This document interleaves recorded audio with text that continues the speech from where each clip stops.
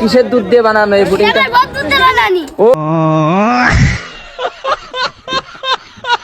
I am from Italy, coming from Bangladesh. আপনারা কিন্তু ইতিমধ্যে দেখতে গেছেন এবং সোশ্যাল মিডিয়ায় অত্যন্ত ভাইরাল আমাদের এই জাহিদ মামা। এই জাহিদ মামা যে কেকগুলো বানায়, এই কেকের রহস্যগুলো আপনাদেরকে জানাবো এবং এই কেকের স্বাদ কেমন সেটাও আপনাদেরকে জানাবো। এই কেকটা কি আপনাদের জন্য খাওয়া উপযোগী কি বাচ্চাদের জন্য খাওয়া উপযোগী, সেগুলো আপনাদের আমার এই ভিডিওর মাধ্যমে আপনাদের কাছে পৌঁছাই দেবো। আসুন আমার সাথে। জাহিদ মামা, আপনার এই কেকের এই ভাইরাল ভিডিও দেখে আমি কিন্তু সেই সুদূর ইটালির থেকে চলে আইছি ডাইরেক্ট আপনার এই কেক খাইতে, এবং এই কেকের একটু গুণবলী বলবেন যে কেকটা কেমন স্বাদ। ও বাবু, তুমি ইতালিতে এসে বড়াই দাস্তা হে আমরা উপকরণতে সাদার দেশে পানির তলদেশে লোক কাছে কেক খাতি। ও বাবা, ভুলে গেছে আমার, একটু ক্ষমার দৃষ্টিতে দেখবেন। ও সে দূরদূরান্ত থেকে আসি, তো আর অ্যাটলিস্ট ফার্স্ট টাইম আমি এই বাংলাদেশে আপনার এই কেকের ভিডিও করতে আসছি। তবে আপনার কাছে একটা জিনিস শোনার আছে, আপনি এই কেকগুলো কি ফ্লেভার দিয়ে বানাইছেন আর আপনার এই কেকের প্রাইস কত একটু জানাবেন।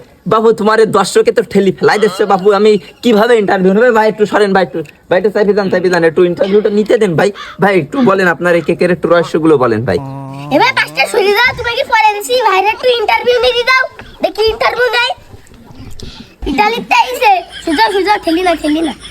আর এইটা আমার আপনাকে ভাবি সারা রাত কষ্ট করে বানাইছে কেক দুধ দিয়ে বানানি তা জানে, কিন্তু আমি জানি লিঙ্ক দুধ দিয়ে বানানি। আর তোমাকে ভাবিই কইলো আর একা নিল আমার সকালে পটি দিয়ে বানানি, আর একা নিলু এলাকা ফাতে যত লিঙ্ক আছে দুধ আছে তাই কি দুধ দিয়ে বানানি এইটি।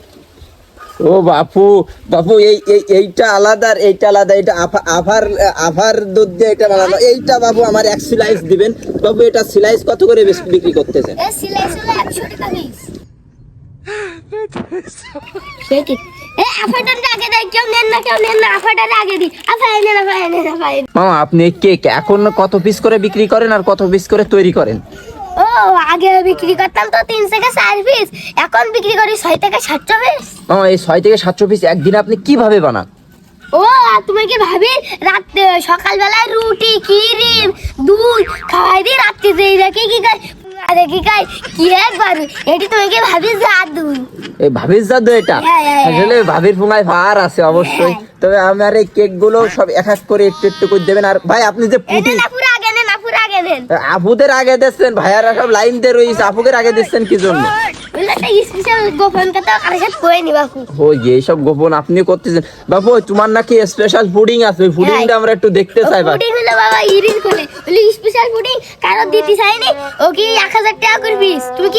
হ্যাঁ বাবু, আমি কিনবো। আর আপনার পুডিং এর রহস্যটা একটু দেখতে চাই।